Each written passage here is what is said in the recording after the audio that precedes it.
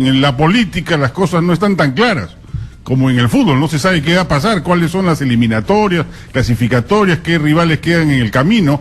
Se viene exacerbando el ánimo de confrontación entre el gobierno y la oposición fujimorista a propósito de la interpelación al ministro Saavedra, la posibilidad de que esta interpelación derive en una censura y la posibilidad posterior de que luego de esta censura el gobierno provoque una cuestión de confianza, o previamente a ella provoque una cuestión de confianza, y de esa manera cumple el primero de los dos pasos necesarios para llegar a disolver el Congreso de la República. Así se están planteando los términos, increíblemente, en el país. Hay quienes sueñan, por un lado, con la posibilidad de censuras permanentes y por el otro lado, con la posibilidad de cerrar el Congreso. ¿Qué pasó? Nos hemos vuelto locos. Juan Cheput, congresista de Peruanos por el Cambio, nos acompaña. Juan, ¿qué tal? ¿Cómo estás? Buenos días. ¿Cómo estás, Juan Carlos? Muy buenos días. ¿Qué puede explicar esta escalada de beligerancias? No es usual, digamos, a partir de un hecho, salvo que en el gobierno sientan que la presencia de Saavedra es una cuestión de Estado, que es algo irrenunciable, que afecta la dignidad propia del gobierno y la marcha de la gobernabilidad en el país. Mira, yo no lo veo así. Yo he tenido oportunidad de hablar con diversos miembros del Ejecutivo y ninguno ha tenido una defensa así extrema, ¿no?, de Saavedra. Yo creo que esto que estamos viviendo ha sido exacerbado por algunos columnistas de opinión fundamentalmente, y están llevando a un nivel de enfrentamiento entre el Congreso y el Ejecutivo, desde mi punto de vista, completamente exagerado, insólito, y que no ayuda en nada a lo que significa un nivel de convivencia que permita el crecimiento económico, el desarrollo institucional y sobre todo la calma de todos los peruanos. Yo creo que no tiene sentido ni pedir la cuestión de confianza, ni hacer de una interpelación una cuestión de Estado.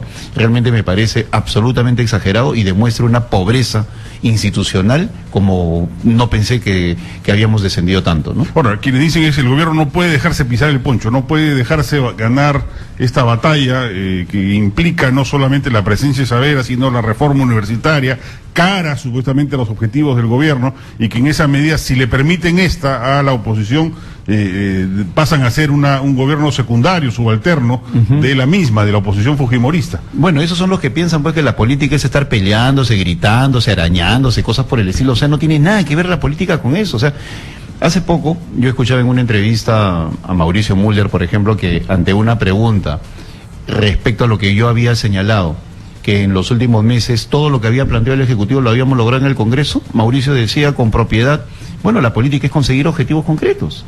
Y si vemos las cosas desde el punto de vista de haber conseguido los objetivos concretos, por supuesto que se ha logrado. Ahora, que hay un nivel de enfrentamiento, de conflicto, lo tiene que haber. Pero llegar a decir de que no hemos logrado entendimientos, yo me pregunto, ¿qué hubiera pasado si nosotros desde el primer día de gobierno le hubiéramos hecho caso a aquellos que planteaban una política agresiva con el gobierno? ¿Hubiéramos logrado la delegación de facultades? ¿Hubiéramos logrado la aprobación del presupuesto? ¿Hubiéramos logrado la confianza para el gabinete Zavala? No hubiéramos logrado nada si le hubiéramos hecho caso a aquellos que están pregonando de que tenemos que llegar a un nivel de enfrentamiento.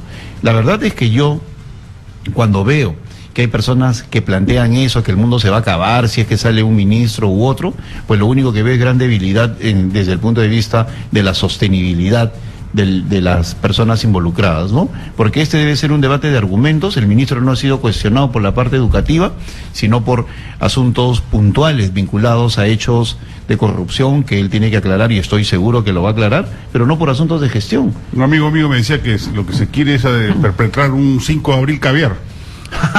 Probablemente, ¿no? Y seguramente para estar mano a mano, ¿no? Pero eso es una locura, pues lo único que generaría es un nivel de enfrentamiento ya sin límites, y que lo único que lograría es debilitar aún más. Ya, pero lo que tú nos estás diciendo es que el gobierno debe aceptar los términos que el Congreso finalmente decida. Por supuesto, y yo estoy seguro que el Congreso va a ser... implica la censura. Es que yo creo que el Congreso va a ser razonable. La censura vendría si es que el ministro no satisface con sus respuestas al Parlamento. Mira, acá se está pensando, sin que haya sucedido, que se le va a censurar al ministro. Y sobre esa base, sobre ese escenario pesimista, se plantean alternativas como cerrar el Congreso y locuras de ese tipo, cuando ni siquiera sabemos si lo van a censurar o no. Mira, hay un gran árbitro que es la opinión pública. Cuando se presente el ministro va a responder. La gente va a escuchar o va a ver. Y por otro lado, el Congreso va a decidir. Si el Congreso insiste en una censura, siendo las respuestas del ministro razonables, la opinión pública se va a ir en contra del Congreso. Y si el Congreso plantea una censura porque no lo han satisfecho exitosa las respuestas del ministro, la opinión pública va a comprender. Pero creer que los congresistas se van a asustar por una cuestión de confianza o por una eventual cerrazón del Congreso, tan mal, pues, o sea, ya no estamos en el año 92, o sea, pensar de que uno se va a inhibir, no se va a asustar porque cierran el Congreso, es subestimar la política, ¿no? Y hoy en día, más de un político, el hecho que cierren o no el Congreso por defender tus principios es una cuestión que verdaderamente no atemoriza a nadie. Entonces, ese planteamiento que yo he leído a algunos columnistas, vamos a ver si se atreven a censurar y si les cierran el Congreso, pues eso, están equivocados. Eso lo único además, yo creo que si el gobierno plantea la cuestión de confianza sería un error, porque además si lo plantea va a provocar justamente que lo censuren, a saber. Así es, ya sin escuchar razones. Y no solamente eso, a 4 meses llegar a ese extremo, teniendo por delante todavía 56 meses, te das cuenta de lo inoportuno del tema y sobre todo del retroceso institucional en que por una persona se plantea cerrar un poder del Estado sin tener la popularidad que te brinde un cobijo. Cuando Fujimori cierra el Congreso en el año 95, Fujimori tenía 82% de popularidad.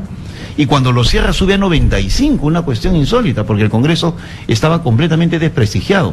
El Congreso de hoy tiene niveles de aceptación que llegan al 49%, y su presidenta al 35-40%, cosa que nunca se ha visto. Que puede haber descendido o no a niveles de 40, aún así triplica lo que ha tenido históricamente. Entonces tienes un poder del Estado como el Ejecutivo, que en niveles de popularidad está casi igual que el Congreso de la República.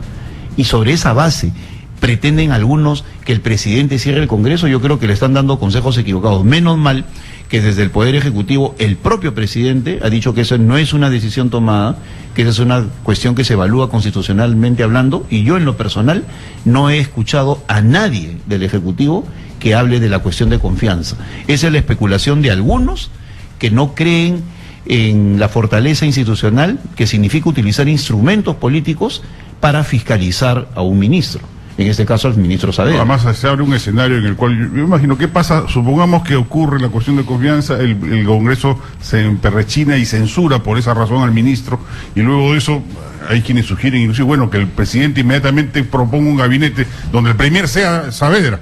No, para mira, ya terminar de provocar y pasear el tablero. Inclusive no. Y se disuelve el Congreso, se convocan nuevas elecciones. ¿Y qué pasa si el gobierno no gana? Acá hasta parece una trampa de algunos que seguramente sueñan, ¿no? Que con este extremo Verónica Mendoza va a poder poner una bancada de 40, 50, ¿no? Cuando yo creo que de 20 que son se reducirían a 5 o 6 después de lo que vienen, de la forma como se vienen comportando, ¿no? O sea, están equivocados en sus sueños y de repente hay intereses detrás de esa posibilidad que lo único que está generando es una confusión. No, los que lo proponen creen que PPK subiría de 17, 18 a 30. Así es, cuando no se dan cuenta del desgaste que ya eso va a ocurrir en el gobierno. No.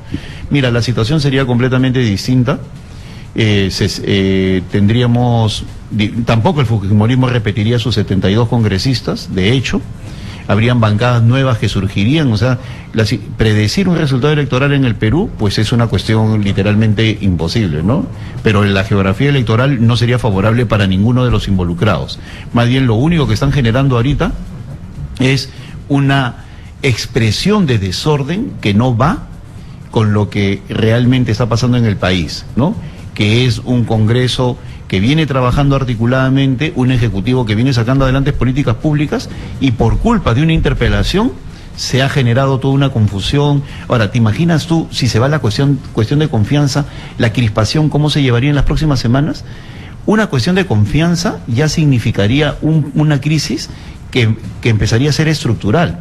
Entonces lo que tiene que analizar un político es, si un individuo o varios empiezan a ser tóxicos, es decir, ya empiezan a contaminar todo, ya escapan a su sector, empiezan a abarcar otro, etcétera, etcétera, ¿conviene o no conviene su permanencia en el Ejecutivo? ¿No? Entonces... Ahora, tú has sido crítico de antes, no de ahorita, de el poco manejo político del ministro de Educación.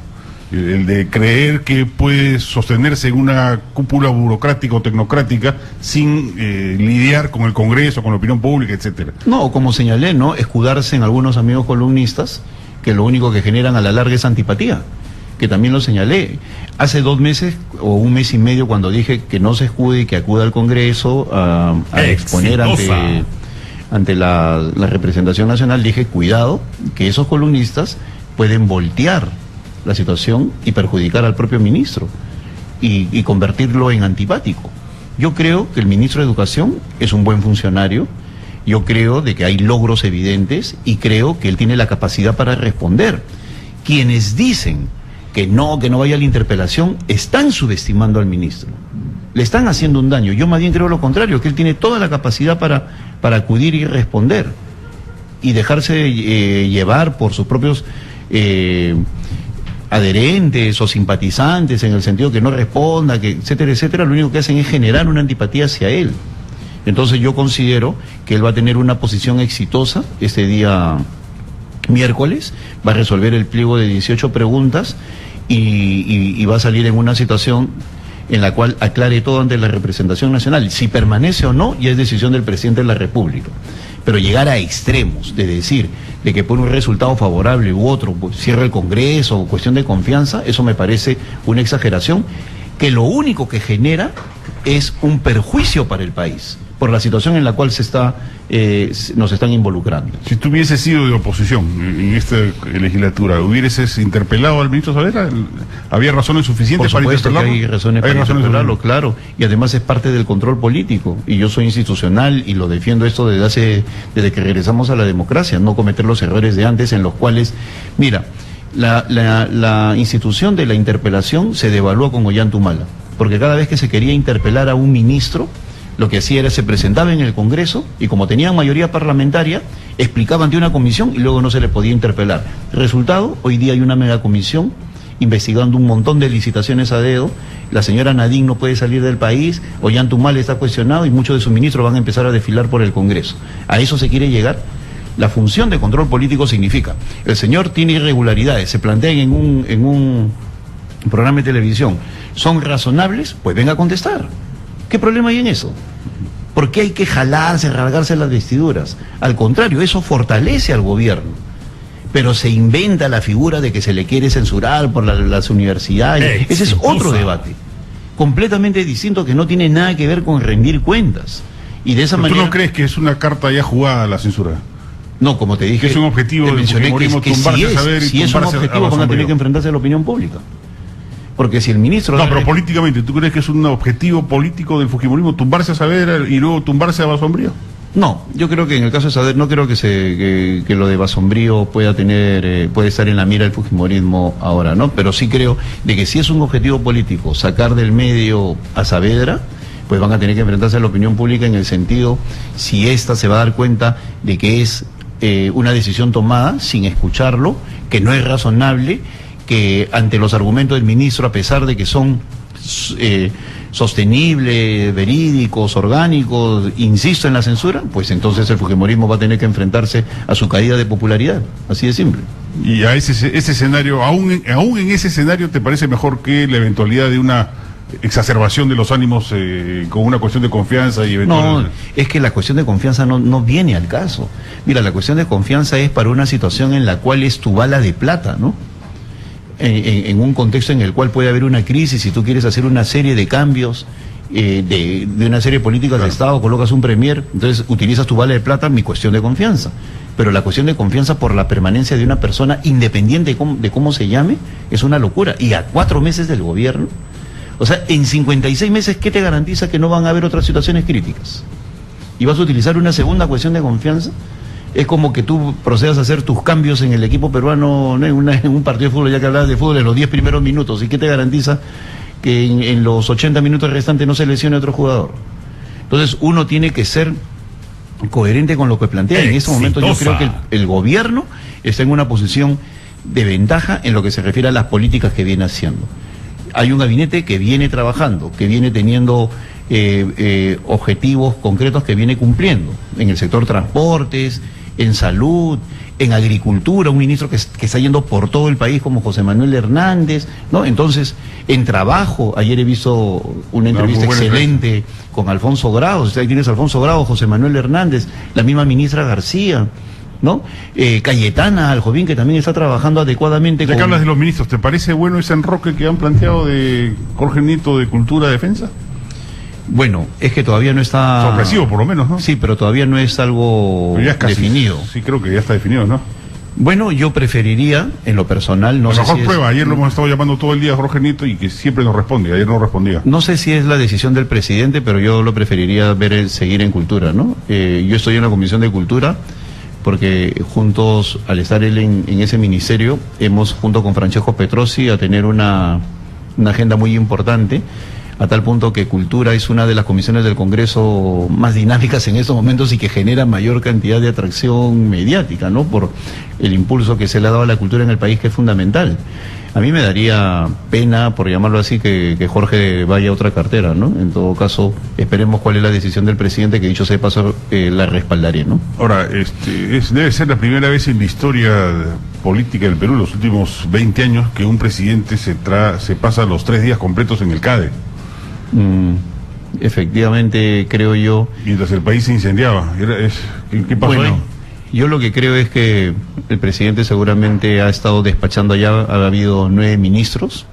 Yo lo que considero es que, más allá de la presencia o no del presidente, los CADE tienen que repensarse, ¿no? Para que no se vean como unos eventos que, mira, el día de hoy ya nadie habla del CADE. Antes se estudiaban los resultados del CADE. Yo mencionaba ayer en una entrevista que nosotros los alumnos universitarios nos peleamos por los textos del pre-CADE, ¿no? Que hacía Felipe Ortiz de Ceballos, ¿no? Para que todo el mundo llegara al CADE con un piso, ¿no? En lo que se refiere al conocimiento, Felipe Ortiz de Ceballos o el Grupo Apoyo preparaban documentos que luego significaban, pues, documentos valiosos para el análisis del país y la proyección que tenían.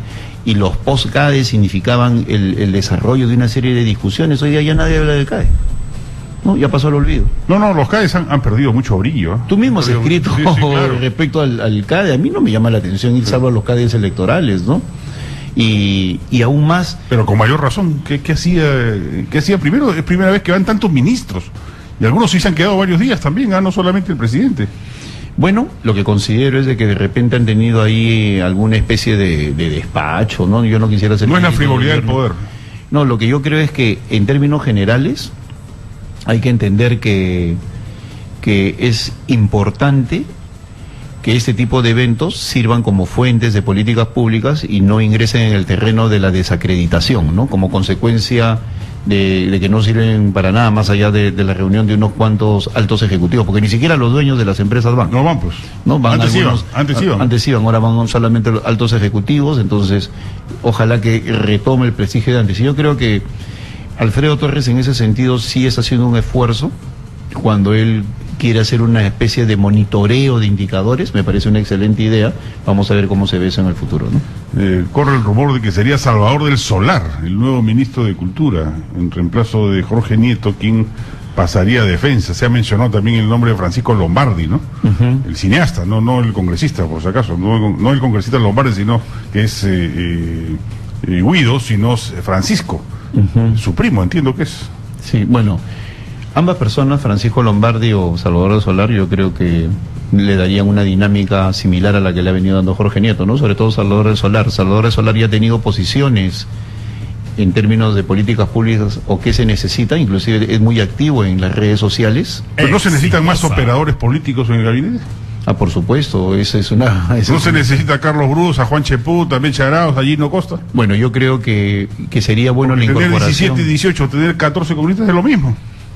Claro, y en la práctica el parlamentario que es ministro puede ir a votar cuando es necesario, o puede seguir teniendo coordinaciones cuando así se exige, ¿no? En todo caso, yo Para mí creo... el mejor símbolo fue la crisis Moreno. Quien demostró ser más político que todos juntos fue Cipriani. Monseñor Cipriani inmediatamente canuló el convenio, reaccionó, sacó un comunicado, pasó piola, no salió ni siquiera escaldado de la crisis Moreno, y estaba bien metido, En cambio el gobierno se achicharró solo. Y lo hizo todo en el momento. En el momento, es más político que todo el mundo. Claro, como es en términos de la oportunidad política, ¿no? Claro. Efectivamente la reacción del cardenal fue inmediata, oportuna y eficaz, ¿no? Que es lo que se requiere cuando en el control de daños de la política. ¿No hay mucho tecnócrata en el gabinete? Mira, la tecnocracia es algo que, como bien escribía Carlos Menéndez hace unos días, está instalada en el Perú del 2001, ¿no? Y tal vez por eso es que no se hace una gran reforma desde esa época. Yo creo que la abundancia de tecnócratas complica la ejecución de reformas. ¿Por qué? Porque van a la perfección, quieren, ¿no? Y no se dan cuenta de que la política no es una ciencia perfecta, pero no exacta, ¿no? Y tú tienes que hacer pruebas, ensayos y sobre todo medir el impacto de tu decisión en la opinión pública, y sobre la base de eso vas generando una serie de reformas sobre la base del consenso técnico, pero luego vas a lo político para convencer a la gente. Mira, ¿cuántas reformas se han frustrado en todos los últimos años? La reforma laboral con Alejandro Toledo, la reforma del Estado con Alan García, la reforma laboral de nuevo, pero en términos de la ley Pulpín con Ollantumala. ¿Por qué? Porque la política no está presente. Claro. ¿No? Y te convocas de seleccionar a los actores políticos. Y el otro gran problema del Perú, que yo creo que está instalado desde el año 2000, es el criterio economicista, que impide una adecuada planificación y que ve todo en términos de caja fiscal, ¿no? Más que ministros de economía tenemos cajeros, ¿no? Y, o sea, hay una cultura tipo Jalilí, claro, ¿no? O sea, que no sé, etcétera, etcétera, ¿no? Entonces, no hay un buen ministro de Finanzas ni de Inversiones y se ha claudicado de la planificación. Hasta la planificación está en manos de economistas, ¿no? Entonces, yo creo que ese es uno de los problemas que se tienen que resolver a través de un gran diálogo político, ¿no? No ver todo con un criterio economicista, porque, por ejemplo, ahora que se pretende hacer una reforma laboral, la está manejando el sector economía, cuando la reforma laboral la tiene que manejar el sector trabajo. El señor Torne tiene todo el derecho a impulsar su reforma laboral, pero subordinado o en contacto permanente con el ministro de Trabajo. No creer que trabajo es una variable del sector económico, ¿no? Entonces, se equivoca de punta a punta el ministro Torne cuando cree que la reforma laboral la tiene que manejar él. Ese criterio economicista de impulsar un seguro de desempleo u otro tipo de cosas, lo único que va a hacer es afectar cualquier reforma laboral que se quiera hacer en el país y le va a quitar consistencia y solidez por el simple hecho de que no es visto como una variable que tiene que ver con el derecho de las personas, con las oportunidades y con el impacto que tiene en la sociedad. La reforma laboral tiene que estar a cargo de trabajo y no a cargo de economía. Juan Chebut, muchísimas gracias. Gracias a ti, Juan Carlos. Vamos a una pausa, amigos. Regresamos de inmediato aquí en Radio